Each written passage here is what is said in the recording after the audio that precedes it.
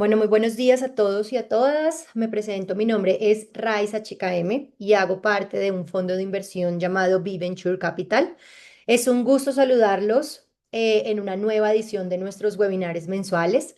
Hoy tenemos un invitado muy especial para la comunidad de BBC y es Camilo Gómez, CEO de Filo Legal y co-founder de Filo Escape.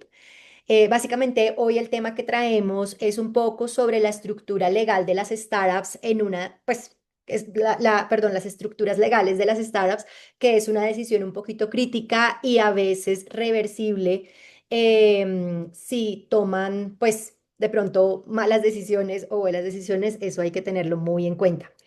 La arquitectura legal no es solamente un trámite, es lo que define la capacidad también para levantar capital, proteger tu propiedad intelectual como fundador y como startup y asimismo escalar a diferentes mercados globales.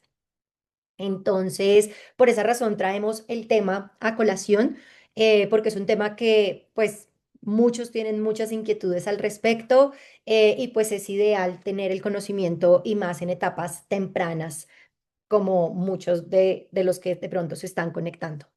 Antes de arrancar y para quienes nos acompañen de pronto por primera vez, quiero contarles brevemente quién es V-Venture Capital, cómo pueden conectar con nosotros y asimismo, pues, por qué estamos realizando este webinar.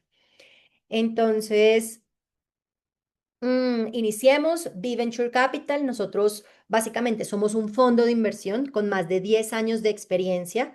Nacimos en Brasil, sin embargo, nos extendimos al resto de Latinoamérica en el 2021 y a la fecha hemos hecho más de 40 inversiones en básicamente toda la región de Latam, incluyendo pues Brasil. Nosotros tenemos equipo local en Brasil, en Colombia y en Perú, y desde estos tres países, pues estamos básicamente abarcando y conociendo el resto de startups en la región. Y de igual forma, pues también tenemos conexiones internacionales, no solamente con Japón, hay muchos fondos que se enfocan en Latinoamérica, no solamente, sí, perdón, no solamente con Brasil. Entonces ahí les quiero decir que no todos los fondos de Venture Capital enfocados en Latinoamérica incluyen Brasil por un tema de que el mercado es un poco más digamos que más maduro o también porque pues hay una limitación en el idioma. Nosotros pues somos un fondo que nacimos ahí, como les digo, y pues después tuvimos la expansión hacia el resto de la región, entonces eso nos permite tener esa conexión de alguna forma entre el resto de países hispanoparlantes de la región de Latinoamérica. Y asimismo también nuestro CEO es Mitsuru Nakayama, una persona que es de origen japonés y por esa razón tenemos una conexión demasiado fuerte también con Japón. Entonces nos consideramos un fondo cross-border entre Brasil y cross-border también entre Japón.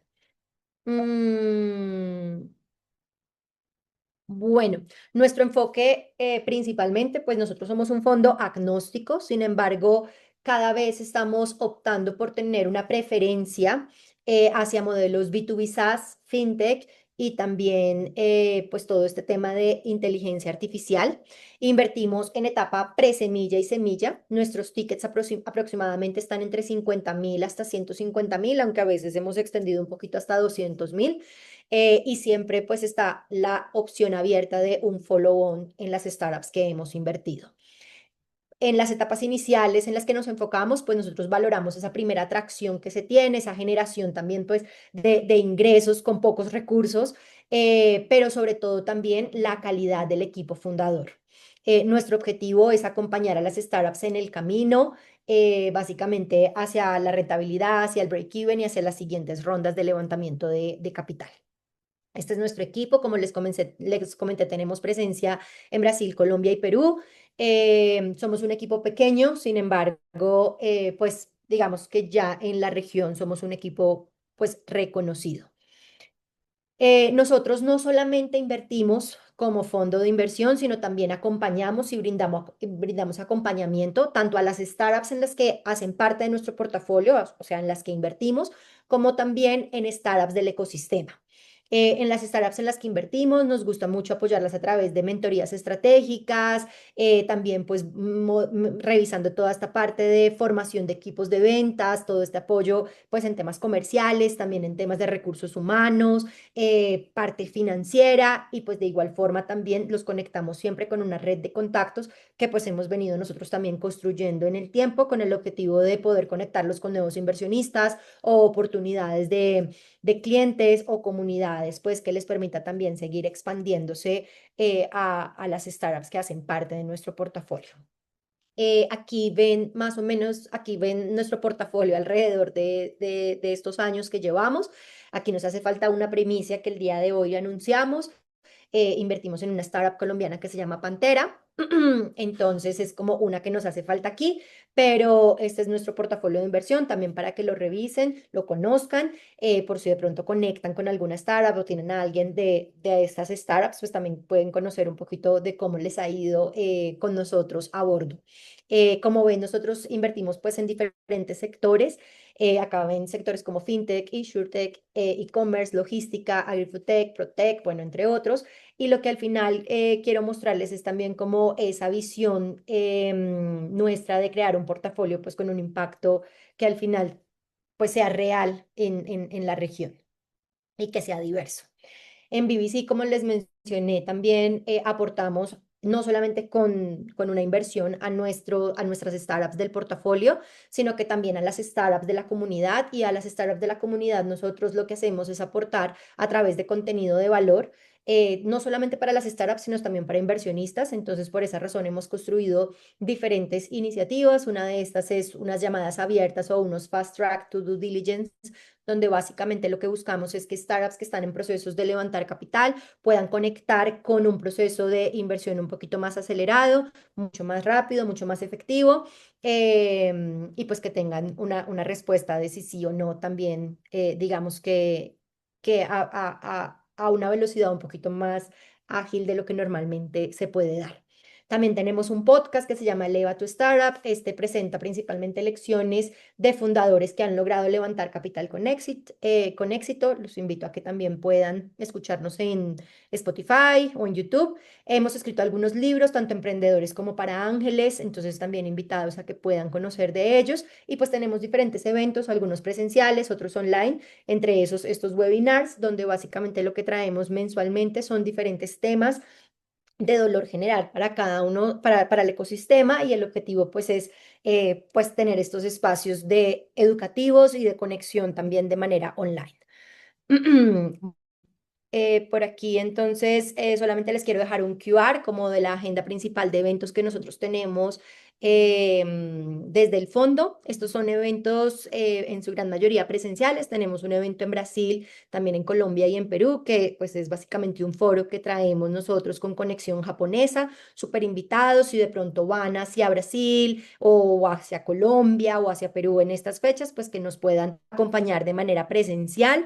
Ahí en el QR pueden encontrar nuestro calendario de eventos donde pueden conectar con este tipo de eventos. También en el calendario de eventos van a encontrar los diferentes webinars que tenemos mensuales y pues adicionalmente el BBC Latam Connection, que es un evento nuestro donde lo que buscamos es visibilizar a las startups que hacen parte de nuestro portafolio y también de diferentes programas que tenemos e iniciativas. Entonces, pues sin más preámbulos, quiero pasar a darle el control a Camilo. Les dejaré algunos chats en el link para que también puedan entrar en contacto, tanto con Camilo como con nosotros como fondo. Y pues nada, bienvenido Camilo y muchísimas gracias por el espacio del día de hoy. Todas las dudas que vayan teniendo, por favor, en el chat pueden hacerlas, pueden levantar su mano y pues podemos también hacerlas, digamos que abriendo el micrófono. Entonces, muchísimas gracias.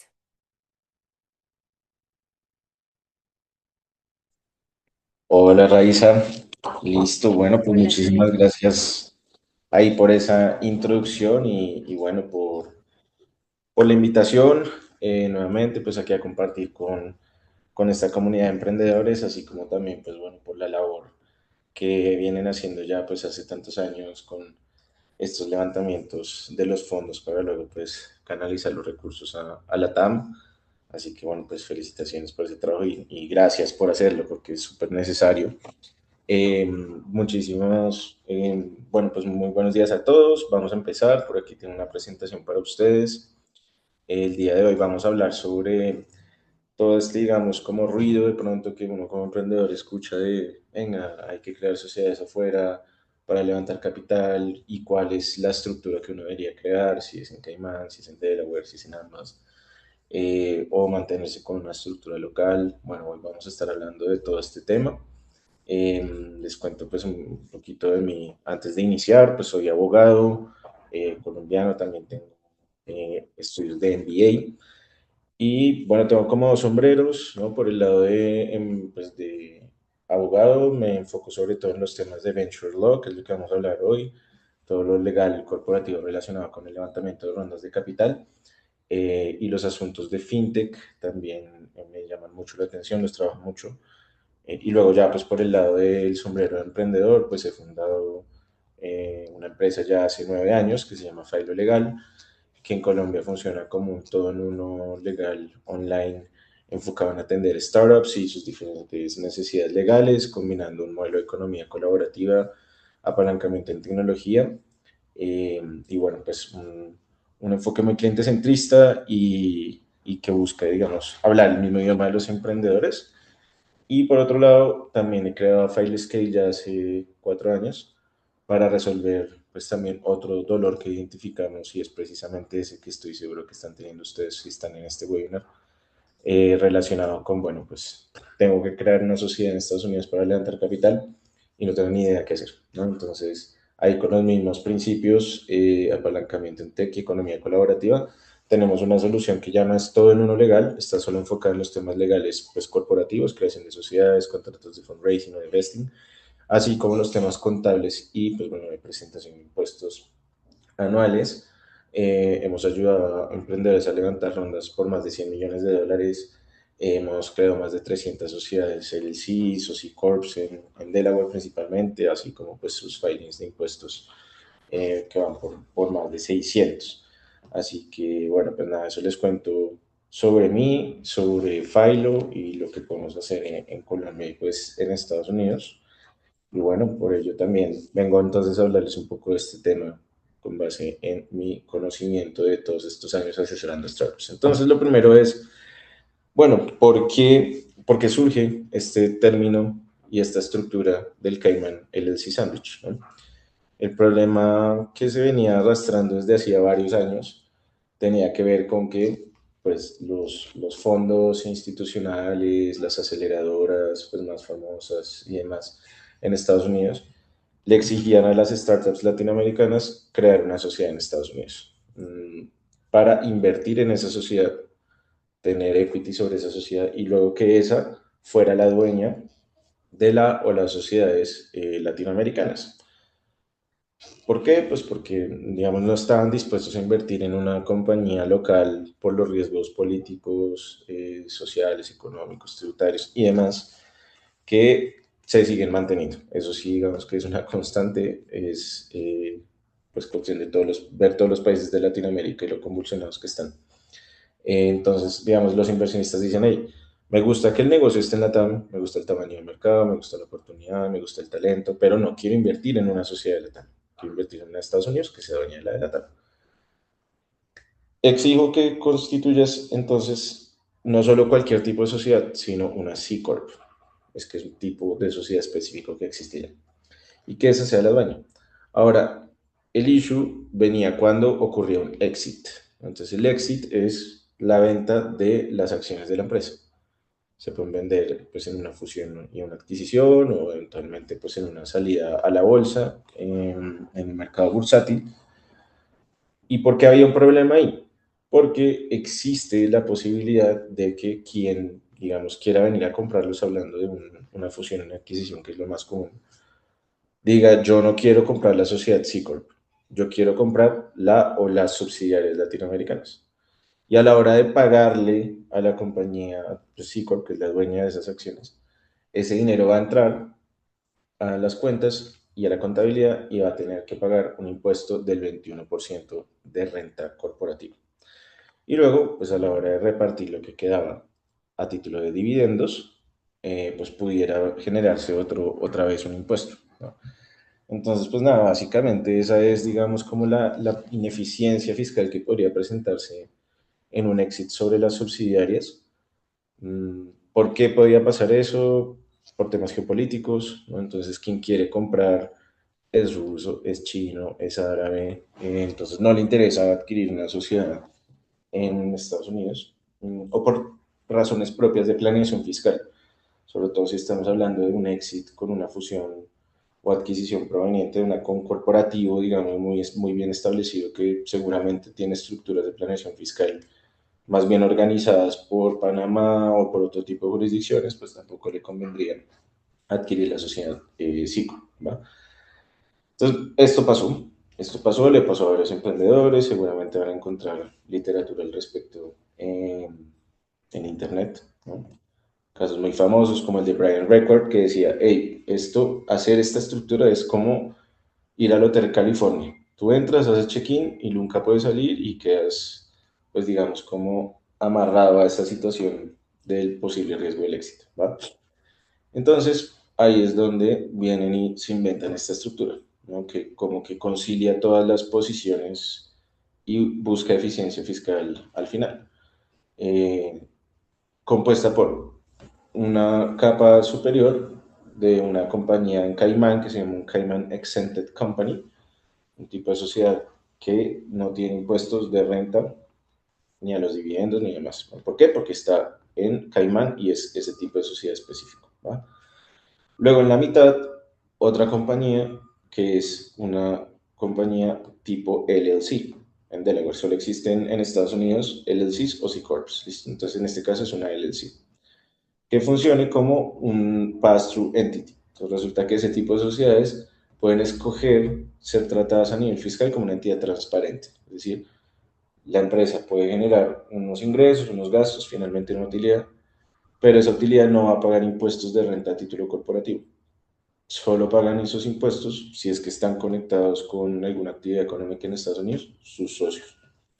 Y luego abajo, sí, pues ya las sociedades de la TAM, Colombia, México, Brasil, etc. Se ve algo más, digamos, a nivel visual, más como esta imagen que ven ustedes aquí. Y esto porque les digo que concilia todas las posiciones, porque, pues por un lado, nos ayuda, digamos, a mitigar el riesgo de un éxito sobre las subsidiarias que sea ineficiente a nivel fiscal a la hora de que compren estas compañías los adquirentes. Luego el dinero entra a las cuentas del LLC, pero pasa luego a las cuentas de la sociedad de Caimán y no se paga un impuesto de renta a título, pues digamos, corporativo por su naturaleza fiscal por parte de la LLC, así como tampoco por el socio extranjero en Estados Unidos, porque no se cumple con un requisito que se llama que este ingreso sea un effectively connected income con una actividad económica que se ejecute en Estados Unidos. Estamos vendiendo acciones de compañías en Latinoamérica, se pagarán impuestos en Latinoamérica, o naturalmente pues por vender esas acciones porque son activos latinos, pero en la LLC no debería pagarse impuestos. Llega a Caimán, no paga renta ni impuestos a los dividendos, ¿cierto? Entonces es muy eficiente a nivel fiscal y además concilia la posición de que los inversionistas quieren invertir en sociedades, ok, que tengan una planeación fiscal detrás, pero que no sean LLCs. Eso por lo general no pasa, porque la LLC, al tener esta naturaleza de pass-through entity, tiene la ventaja que ya acabamos de ver, pero por el otro lado, tiene unas desventajas, y es que, pues siempre, todos los años, tendrá que hacer una declaración de renta informativa, no pagando, y ahí informa quiénes son sus socios. Y todos sus socios tienen que venir a Estados Unidos a sacar un ID tributario gringo y a declarar impuestos. Así no haya lugar a pagarlos, así esté generando pérdidas la compañía. Entonces es una carga de compliance que no les gusta. Además, la LLC no es una compañía por acciones, es una compañía de membership interest. Entonces no tiene un gobierno corporativo como tan sólido, no está obligada a tener un board, no está obligada a tener ni siquiera estatutos. Entonces, digamos que la LLC, directamente ellos invertir en una LLC no va. Entonces, un poco como que ya al tener la compañía Caimán arriba, que sí es una sociedad por acciones, se quitan todos estos peros, por así decirlo. Eh, y al mismo tiempo pues eventualmente se logra una eficiencia fiscal ante ese éxito. Ahora, la siguiente pregunta es, bueno, pero yo cuándo debería ponerme en estas, ¿no? De crear todas estas estructuras, sea la C Corp en Delaware, o sea la de Cayman LLC Sandwich, o me quedo local, ¿no? Yo creo que aquí uno tiene que ser capaz de identificar si uno es un emprendedor rockstar o un emprendedor mortal, ¿no? Entonces, rockstars, ¿quiénes son? Los que ya han montado startups antes y han hecho exits, los que han trabajado en startups en posiciones, pues, digamos, digamos, relevantes, que vienen de alguna Big Four, o que tienen ya en el cap table invertidos algunos ángeles que tengan este perfil. Obviamente hablando de una etapa pues muy temprana, donde es muy subjetivo el tema del levantamiento de capital. La verdad es, digamos, qué es lo que le genera confianza al inversionista, y Raiza me dará la razón, ¿no? Pues da más confianza, pues alguien que ya levantó capital, que ya vendió una empresa, que ya le dio retorno a unos inversionistas, o que ha trabajado en una startup y sabe cómo se mueve una startup a una velocidad pues altísima.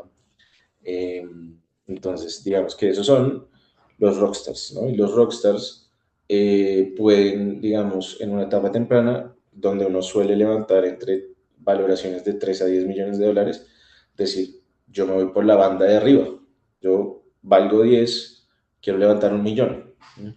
Y quiero levantarlo con máximo 4 inversionistas para no atomizar mi cap table, tener poquitos inversionistas con los que lidiar. Eso significa que el ticket mínimo son $250,000. Muy pocas personas tienen $250,000 en Latinoamérica disponibles para invertir en una startup.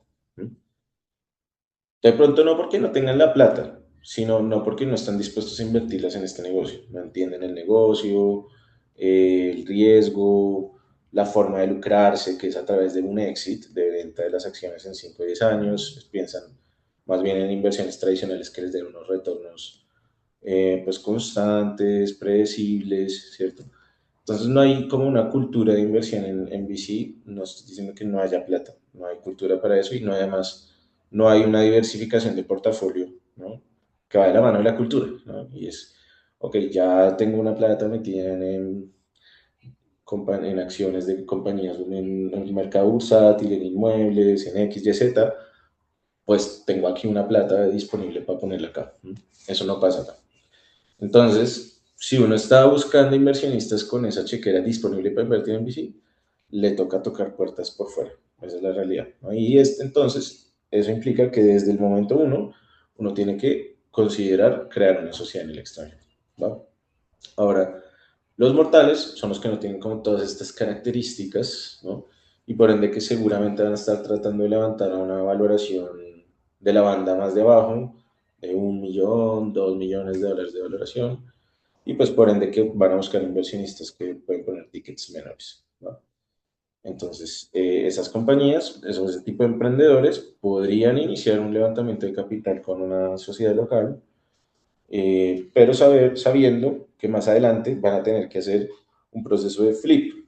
El proceso del flip supone que luego de crear la sociedad local, levantado el capital inicial, luego vamos a crear la sociedad de Estados Unidos, ahí sí, ¿no? O del exterior. Y vamos a transferirle las acciones que tenemos sobre la sociedad local para que esa sociedad extranjera se vuelva la dueña de la local. ¿Va?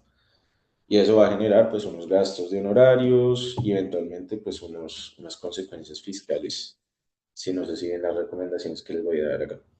Esos costos de honorarios pueden oscilar entre $1,000 a $3,000. Eso, digamos que se lo ahorrarían si desde el principio incorporan una sociedad en el extranjero y luego vienen y constituyen una sociedad subsidiaria abajo. Porque pues digamos que ya ahí estamos hablando de entre constituir una subsidiaria y hacer un flip, pues constituir la vale 300, $400. Luego ya si es una que existe, que hay que flipear, pues vale 10 veces más por ahí en promedio, dependiendo mucho del país. Entonces, bueno, nada, ahí ya uno sí lo ve como más en un timeline. Mm, Si estamos hablando de el emprendedor rockstar, no brainer, vaya a incorpore su sociedad en el exterior de una vez, desde el momento cero. Y si va necesitando, vaya abriendo sociedades subsidiarias abajo, ¿no? Ahora, si es el mortal, entonces pre-seed, que puede ser la ronda Friends, Family and Fans o pre-seed, va con su sociedad local, levanta capital y eso es para, ya teniendo un mínimo producto viable, encontrar el product market fit. Eso de levantar capital para construir el mínimo producto viable ya se acabó. Vayan, ábranse una cuenta en cloud, paguen $20 y construyan el MVP. Eh, Listo, luego ya, ok, hay tracción, esto digamos que tiene futuro, podríamos llegar a levantar otra ronda, vamos a la siguiente ronda. Es ahí, en ese momento, donde yo decido que voy a levantar la ronda seed, que también tengo que estar VC ready, se conoce eso, ¿no? VC ready es, pues, tengo que tener mi compañía en Estados Unidos que sea dueña de la de LATAM que usé al principio para levantar capital, que debe estar flipeada. Yo les recomiendo que lo hagan faltando 8 meses para que se les acabe el runway, porque no creo que se demoren menos levantando la ronda y haciendo todos los trámites, ¿no? Y digamos que al empezar a hacer el pitch y demás, no pueden llegar diciendo tengo una sociedad en Perú, en Ecuador, no. Ya tengo o estoy en proceso de tener mi sociedad en Estados Unidos y estamos trabajando con mis abogados locales en hacer el flip. Tal. Si no, queman la bala, como decimos en Colombia. Puede desaprovechar esa oportunidad porque el inversionista percibe que no están busy ready. Por temas de estructura societaria, más no de pronto por que el negocio vaya bien, que tenga product market fit, son dos cosas distintas, ¿no? Eh, y ya luego eventualmente, cuando se esté más adelante, muchos años más adelante, eh, evaluar hacer el flip a Caimán, porque aquí, pues bueno, había olvidado comentarles algo y es, o sea, lo que se creía en ese, digamos, no se creía, era la realidad de hace ya 10 15 años, pues era la estructura que les dije. O sea, no, si tú eres una C Corp, te quedaste amarrado a la C Corp, no puedes mitigar el riesgo de que te adquieran las subsidiarias. Entonces, lo que hacían normalmente los emprendedores era o se iban de una vez con el Cayman LLC Sandwich de arriba hacia abajo, por así decirlo, o arrancaban de abajo hacia arriba, creaban su sociedad local, flipeaban y creaban una en Delaware, LLC, podían levantar de pronto una que otra ronda, no con fondos institucionales, sino con ángeles, y luego volvían a flipear a Cayman desde su LLC. Ahora, hoy en día uno sí puede tener una C Corp y transformar la LLC. Eso ya sí se puede hacer por unas reformas que hubo a nivel regulatorio hace unos años. Entonces uno sí puede crearse una compañía C Corp, levantarse unas muy buenas rondas hasta la Serie A, Serie B, Serie C, y solo cuando está cerca del exit y ve que el exit puede ser con alguien que no quiera comprar la sociedad en Estados Unidos, coge esta C Corp, la transforma en LLC y hace el flip a Cayman. Uh-huh. Ya digamos que eso pues va dependiendo mucho del caso, pero hoy en día esa es mi recomendación, sobre todo por esto, y es que pues es caro mantener la sociedad de Cayman. Incorporar, sea el C o C Corp, dime, Cami, hay una preguntita aquí en el chat antes de pasar a la siguiente, no sé si te la puedo hacer. cuéntame. Dice, para abrir la LLC me toca tener SSN o algún socio consocial y en Caimán algún tipo de ID. ¿Se pueden hacer los procesos online? Ok. Bueno, entonces déjame ahí cierro el punto de por qué una u otra y ya entro en esos detalles. Entonces, sí, digamos, mi recomendación es en últimas esa porque es un tema que no es tangible hoy en día. Uno no sabe cuál es la probabilidad de que le vayan a adquirir las subsidiarias. Es muy difícil saberlo en este momento. Y por el otro lado, lo que sí sabes es que es caro incorporar y mantener, digamos, el Cayman, el LLC Sandwich. Solo tener una sociedad del COC Corp. Incorporarla, $1,000 promedio. Luego la de Caimán, 3,000. Y entonces el total del sándwich incorporarlo son 4,000. Versus que si me quedo solo con una C Corp, son 1,000.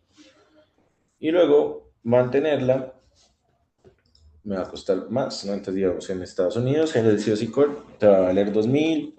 Declarar impuestos estatales, federales, tener un register agent, tener una oficina de principal office, más o menos te vale 2,000. Y luego mantenerla de Caimán te vale 5,000.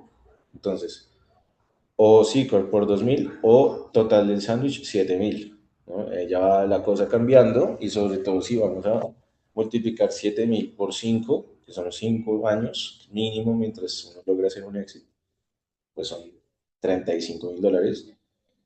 Y estos son solo gastos de mantenimiento. Luego ya los abogados para que te redacten el SAFE, te lo negocien, el vesting, etcétera, en Caimán es muy costoso.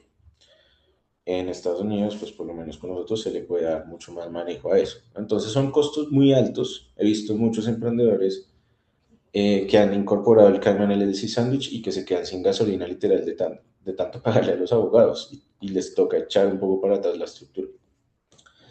Y viendo que puedo transformar C Corp al LLC y luego hacer un flip a Cayman a futuro, pues mejor incurrir en estos gastos cuando, digamos, realmente uno vea un trade-off y diga, ok, sirve para mitigar el riesgo fiscal. Ahora, ¿cómo se hace? Para incorporar una sociedad en Estados Unidos, digamos que no necesitas tener un Social Security Number ni un ITIN, ¿sí? Que es el ID tributario de personas naturales. No lo necesitas, digamos, legalmente, pero sí lo necesitas en la práctica, porque cuando tú vas a incorporar sin alguno de esos dos documentos, te toca irte como por el camino viejo. ¿Y el camino viejo cuál es? Es radicar en físico en Estados Unidos o mediante fax. Y eso es un rollo, o sea, sobre todo en la parte de, no de constituir, eso sí se puede hacer online, sino en la parte de obtener el EIN, que es el ID tributario de la empresa. Como no tienes un Social Security Number, no estás conectado al sistema tributario electrónicamente de Estados Unidos y te toca solicitar el EIN, así a la old fashion. Y eso se puede demorar 3, 6 meses, 9 meses. He visto emprendedores que nunca les sacaron el EIN y que perdieron rondas por eso. En particular, creo que con BBC, un emprendedor cuyo nombre no voy a revelar, pero le pasó eso. Me acuerdo que le pasó eso y luego ya el inversionista dijo, no, ya me gasté la plata en otra cosa.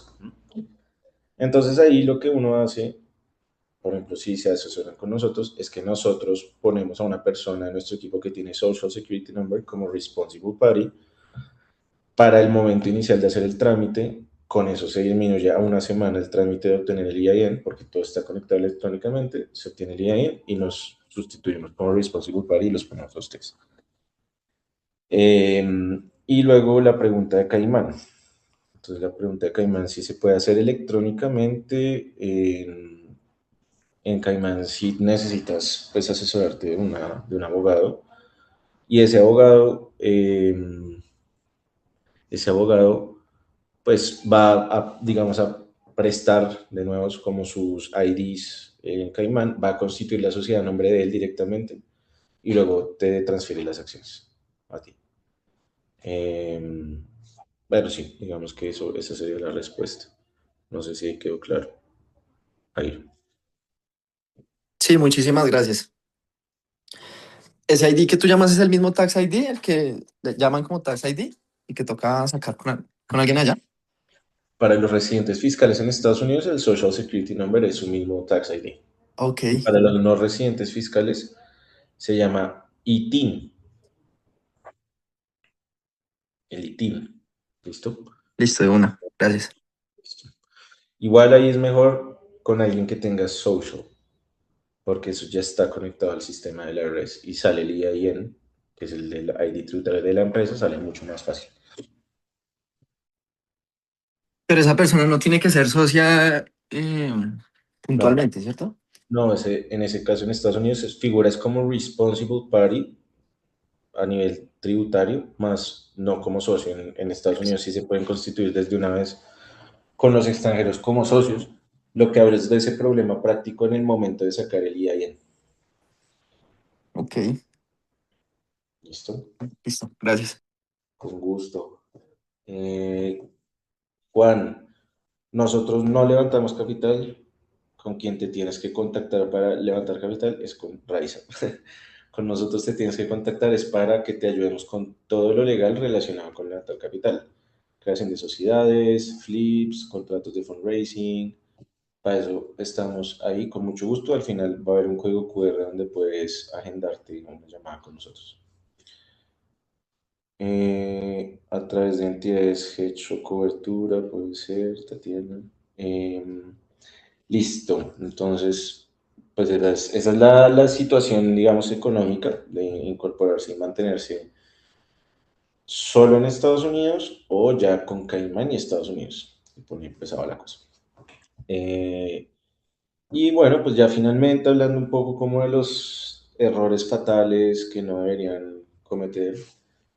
Bueno, pues el primero es levantar en lo que se conoce como straight equity o price rounds en una etapa muy temprana.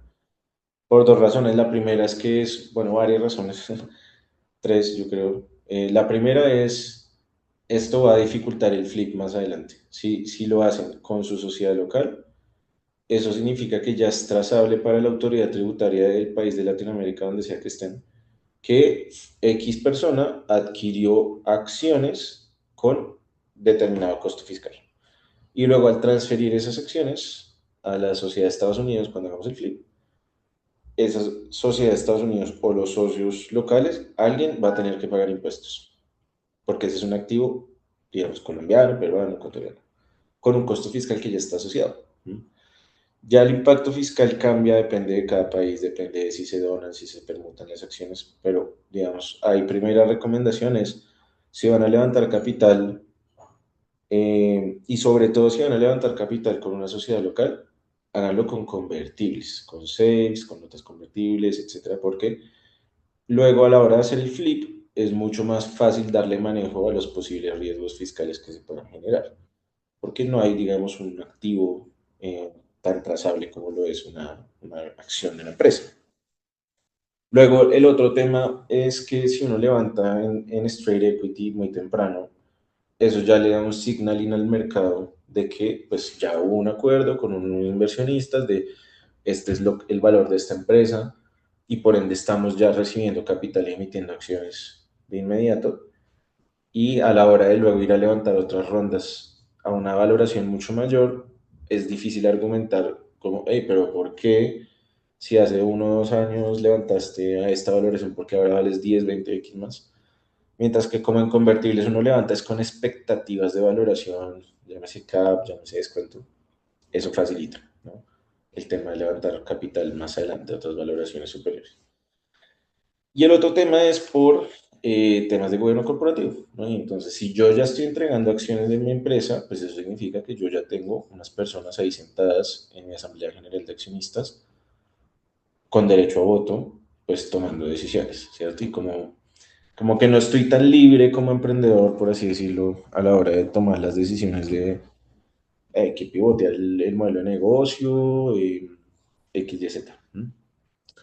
Y luego, pues ya algunos problemas adicionales podría ser el tener el cap table atomizado. Entonces, en el ejemplo que hablábamos de hipotéticamente un emprendedor que quiere levantar $1 millón y no se va por la jugada de cuatro inversionistas con tickets de 250.000, sino que dice voy a levantar 20 tickets de menor dinero, pues ya son 20 personas con las cuales hay que lidiar y eso, créanmelo por experiencia, es un rollo en el futuro. Cuando uno quiere hacer un flip, cuando uno quiere hacer X, Y, Z, tiene que todo el mundo estar de acuerdo prácticamente, ¿sí? Entonces eso es complejo, no le gusta a los fondos, porque es un riesgo de gobierno corporativo. Entonces, atomizado no, busquen siempre tickets altos para tener que lidiar con el menor número de personas posible, sobre todo en etapas tempranas, porque es que luego esto va a pasar sucesivamente, van a levantar, van a recibir más inversionistas y más y más y más. Entonces, si ya en la primera están con 20 inversionistas, ahora imagínense en 5 o 6 rondas con cuántos van a estar, con cuántos habrá que lidiar. Otro error fatal, dilución excesiva. Entonces entregamos, sea en equity o sea en convertibles, más del 10 o 15%, que es el promedio que uno debería entregar en una primera ronda. Entregué 40% en mi ronda pre. Eso es gravísimo. ¿Por qué? Pues eventualmente los fondos perciben que hay un riesgo de fuga de talento, es decir, ustedes, los co-founders, van a decir, mi costo de oportunidad es muy alto, yo me puedo ir a montar otra startup negociando mejor, me puedo emplear, lo que sea. y el retorno de inversión va a ser mayor a que cuando yo haga exit de esta empresa, si es que lo hago, como soy dueño del 1%, no me hacen las cuentas, ¿sí? No me dan la matemática. No vale la pena, sí, en el proyecto. Y se van, y pues entonces los inversionistas quedan, digámoslo, con el problema, ¿no? Conseguirse ahora un nuevo CEO, contratar a alguien.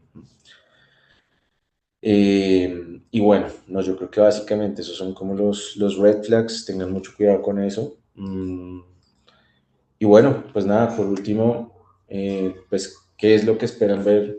Sobre todo los fondos institucionales, no hablando tanto como de ángeles o familia y amigos, sino de fondos tipo BBC. Nada, pues es la estructura offshore, ¿no? Porque pues ya, sobre todo aquí estamos hablando de que Raiza no está invirtiendo su plata, Raiza está invirtiendo la plata de unos LPs, que son los que fondean al fondo, y pues eso ya conlleva unas responsabilidades fiduciarias y, digamos, unas políticas de mitigación de riesgos, entre las cuales está, ok, estamos invirtiendo en un negocio, el negocio más riesgoso del mundo, que trae más retorno, que es invertir en startups, pero pues controlemos los riesgos, tipo, no vamos a invertir en una sociedad local, ¿cierto? Ese tipo de cosas, sino en una de Estados Unidos que controle las subsidiarias, que estén en las jurisdicciones preferidas, que son Delaware o Caimán. Eso es lo que les va a pedir un fondo, porque pues el fondo está invirtiendo la plata de terceros y tiene que pues, cumplir con el mandato de invertirla responsablemente. Y bueno, pues nada, básicamente ese ha sido el contenido que tenía preparado para ustedes el día de hoy. Espero que haya sido claro. Y bueno, podemos aquí abrir un espacio para preguntas. También, si escanean este código QR, pues pueden reunirse con nosotros para ayudarlos con todos sus retos legales. Pues en Estados Unidos, si están relacionados con la alta capital, si es en Latam o en particular en Colombia, pues con una mayor variedad de retos legales. Por ahí pueden agendar la llamada.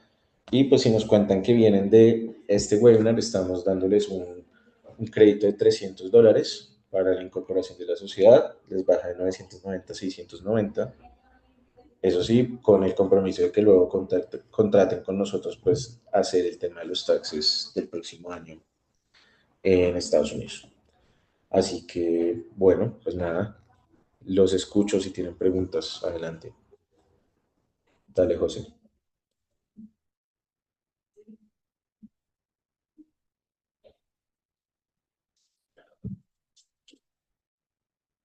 Estás en silencio, José.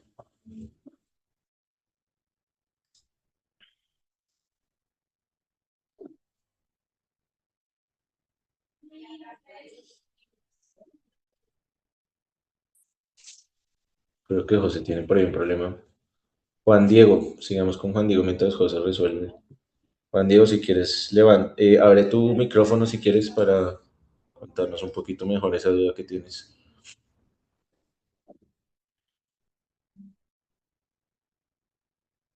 Ok, a ver, voy a intentar entenderla un Eh, poco. Hola Camilo, ¿me escuchan ahí? Dale, sí, dale, Te José. escuchamos.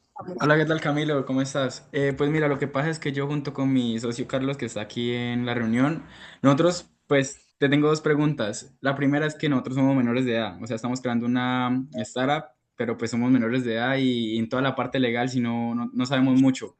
Y estuvimos hablando hace poquito con Marta Hurtado y pues ya nos recomendó y ella fue la que nos invitó acá al webinar para que a la hora de registrar la empresa, pues que le hiciéramos en otro país o así, ya que somos de Colombia. Y mi otra pregunta, primero esa pregunta es de que como menores de edad, ¿cómo podemos hacer? Y la segunda pregunta es, ¿qué porcentaje debo dar por cada ronda de inversión? Ok, listo, pues José, si eres menor de edad, tienes que actuar a través de tu representante legal, que son pues tus papás, ¿no? Entonces, en principio, pues incorporarla con ellos actuando en nombre tuyo. eh, y luego, ¿cuánto entregar? Máximo 10-15% en cada ronda. Y uno, ¿cómo hace para evaluar la empresa a que por el dinero que está pidiendo es lo que evalúa el porcentaje que está dando? Pues ahí, como les decía, hay como unas bandas de valoración. ¿sí? O sea, hay como unos mínimos y unos máximos según ciertas etapas. Entonces, en la etapa presemilla, en esa etapa presemilla en la que tú supongo que estás, las valoraciones están oscilando entre 2 a 7 millones de dólares, más o menos, ¿sí? Entonces, es como una regla de tres. Entonces, sabes una variable y es cuánto es lo máximo a lo que puedo levantar. Si eres emprendedor rockstar y tal, puedes levantar a unos 10 millones de valoración. Si eres más bien un mortal, tipo 1 o 2 millones, digamos que fuera 1 millón, listo. Entonces esa es una variable. Ahora la otra variable es cuánto me puedo diluir, 10%, ¿ok? Eso quiere decir que yo podría levantar hasta $100.000 para diluirme 10%. Ahora, eso es lo que necesito, $100.000, sí o no. No, es menos. Ah, bueno, pues entonces levanta menos, pero trata de irte a la valoración de $1 millón y diluirte menos del 10%. Eso sería magnífico. Ahora me dices, no, necesito más, no me cansan los 100.000, porque quiero hacer A, B, C, D. Ok, pues entonces te toca empezar a argumentar que tu valoración es superior. Y ese tema de la valoración no va a venir de que tú sientes a un financiero y te haga una valoración en Excel súper sofisticada y tal, porque en una etapa muy temprana no hay financiero que le pegue al perro, mejor dicho. O sea, no, hace 10 años no había financiero que se sentara y dijera rápido va a valer 5.5 millones de dólares en 10 años. Porque como son compañías de base tecnológica altamente replicables y escalables, y las compañías valen es por su capacidad de generar dinero a futuro, no lo que están haciendo hoy en día, pues los métodos de valoración fallan mucho, ¿no? Entonces uno se mueve más bien es con esto del mercado y es cuánto es lo máximo de lo que puedo levantar, cuánto es lo máximo que me puedo diluir, cuánto necesito. Ah, ok, ok. Ve, Camilo, y otra pregunta. En la parte de, o sea, yo, pues digamos, ahorita no tengo nada registrado ni nada de eso, ¿no? Pero ¿hasta qué límite de venta, digamos, de nosotros ir generando ingresos es donde ya legalmente sí o sí tenemos que ya estar registrados o pasar a ya esa parte legal? ¿O desde antes de comenzar a vender? No, digamos que ya hoy en día yo digo, pues ahí o sea, uno crear una sociedad y ponerse a levantar capital sin estar facturando nada, eso ya no pasa. No les decía eso, ya nadie les va a caminar a eso, ningún inversionista. Existen muchas herramientas, tipo cloud u otras, que valen muy poco y con eso puedes construir un MVP y empezar a traccionar, ¿no? Ahí entonces ya la pregunta es, ¿cuándo incorporar una sociedad? No para los fines de levantar capital, sino para, pues digamos, para hacer negocio, ¿no? Y ahí yo considero que uno debe tomar esa decisión. Mm, Uno, si está en un negocio de riesgo, si es un negocio fintech, por ahí que me están preguntando, si es un negocio que está regulado de alguna manera, pues tú quieres crear una sociedad para que si pasa algo, tu sociedad responda con su patrimonio y no tú, con tu casa, con tu carro, ¿sí? Entonces, negocio de riesgo, si yo diría, apenas veas el mínimo de tracción, créala. ¿M? Ahora, si no es un negocio de riesgo, yo me guiaría más como por un criterio tributario y es, si estamos hablando de Colombia, tú eventualmente como persona natural, si empiezas a facturar al año más de determinado monto, si mal no recuerdo son 190 millones de pesos. Pues a mí cuando saqué el RUT me dijeron que a partir de 60 millones ya me cobraban impuestos, o sea que yo ahorita estaba exento de IVA y de los Exacto. impuestos. Hay un monto en el que ya en algún momento te toca cobrar IVA. Y por el otro lado, si tú tienes un montón de ingresos como persona natural, te toca pagar renta sobre todos esos ingresos. No puedes decirle a la DIAN, no, es que estos son mis ingresos, pero estos son mis costos y mis gastos, y por ende solo sobre la utilidad le va a pagar impuestos. Eso sí lo puedes hacer como persona jurídica, o sea, como empresa, ¿no? Entonces, digo, en el punto en que ya te toque cobrar IVA, pásate a ser una persona jurídica, cobras IVA igual como si te tocaría como persona natural, pero puedes pagar renta solo sobre la utilidad.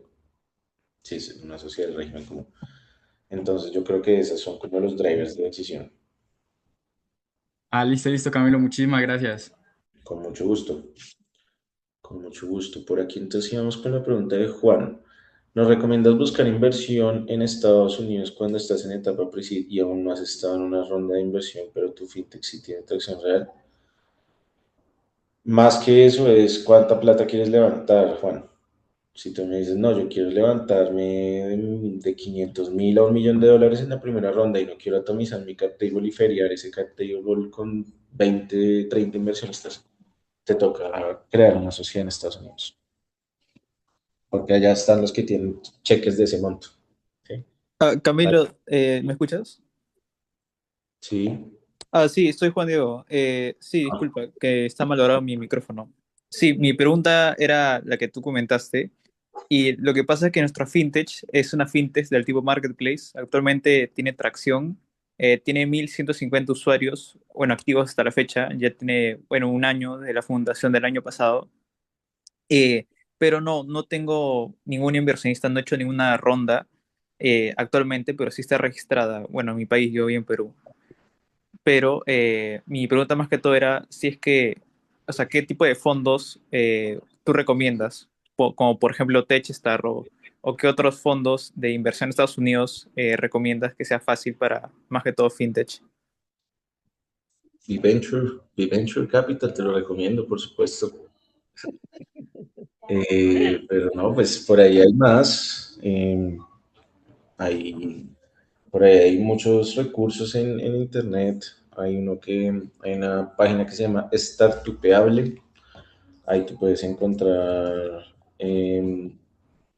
pues como un directorio de inversionistas. Hay otra que se llama, se me Startup olvidó Link cómo se llama, también, Startup Links, también tiene un portafolio interesante. Startup Links, ajá. Y hay un directorio en Notion que yo tengo por ahí y se los voy a compartir, donde por supuesto está V-Venture, pero hay otros. Entonces sí, ya pues, o sea, en cuanto a recomendarte cuál, pues no, la cuestión es que tienes que buscar y tienes que, nada, pues encontrar a alguien que tenga una tesis de inversión en la que tú quepas, ¿no? La tesis de inversión es el inversionista está buscando invertir en una etapa, digamos en tu caso, entonces que esté en Pre-Seed, que esté en FinTech, que esté en Latam, que su ticket mínimo de inversión sea X y su valuation sea X. Esas son las tesis de inversión y ahí tienes que buscar el fondo, pues o sea, un fondo que tenga una tesis de inversión a la cual tú te adecues, no le empieces a tocar la puerta pues a cualquiera así a la loca porque pues pierden el tiempo ambos. Eh, entonces, esa sería mi recomendación y por aquí les dejo. Es un directorio de inversionistas, hay fondos, hay ángeles, hay de todo. Mm, Gracias, Camilo. Notion, aquí les estoy pasando toda esa información aquí por el chat. Con mucho gusto. Cami, Eh, exactamente algo como para complementarle a José Luis, les dejé en el chat un webinar que tuvimos a principio en enero sobre métodos de valoración. También sería interesante que pues de pronto José Luis pudiera chequear ahí ese webinar y conocer un poquito más sobre el tema de métodos de valoración, que era una de las preguntas también que tenía. Quería solamente complementar Muchas esa. gracias. Vale. Jairo, Listo. Mira, yo te quería preguntar, para el caso, digamos, de startups que nacen de otras empresas, así tipo spin-offs, ¿hay alguna regla o recomendación que es para pues armar esta estructura del Cayman Sandwich o para, digamos, en rondas? O sea, es la misma regla, como máximo del 10 al 15% de dilución, cosas así, eh, o es la misma ¿te vaina, prácticamente. te refieres a una spin-off de un corporativo grande que tiene un negocio tradicional y está ahora montando una nueva empresa más de base tecnológica? Pues no corporativo y grande, haz de cuenta una empresa que facture, no sé, 45 millones de dólares y tenga por ahí 500 empleados Ujú. y sea Pero, local, pues. y está en un negocio tradicional, Correcto. ya, Haz de cuenta en Colombia, sector oil and gas, energía,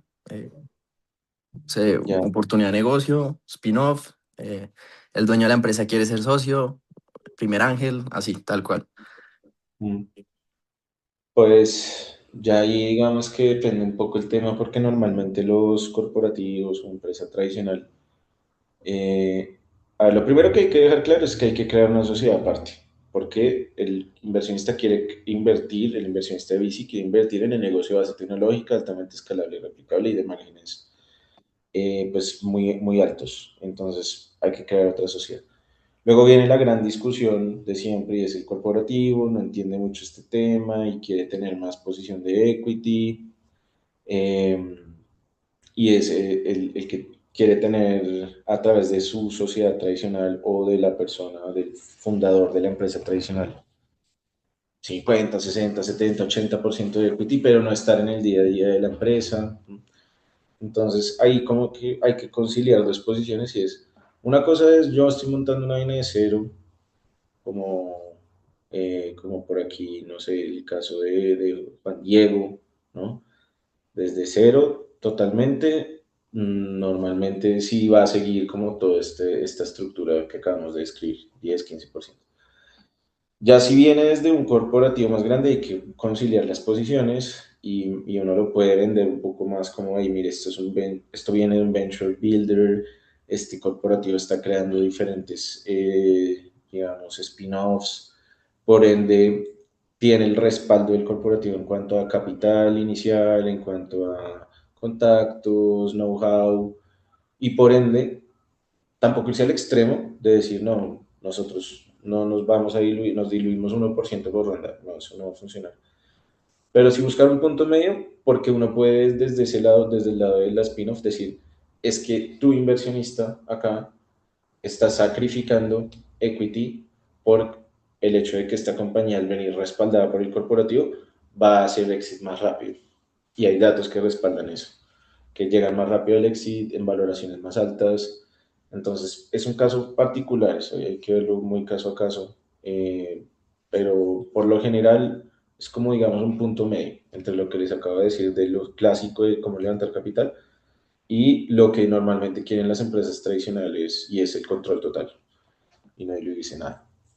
Sí, total. De hecho, esa es la discusión. Pero bueno, ahí para usar la promoción que me compartieron. De una, sí, sí, sí. Sí, nosotros hemos asesorado a muchas empresas así. Y nada, lo que hacemos es irnos, sentarnos con la gerencia y explicarles todo este juego y como que, porque es un tema que parte mucho primero de que tengan el conocimiento y se sensibilicen y entiendan que pues el retorno va por un lado de un exit, ¿sí?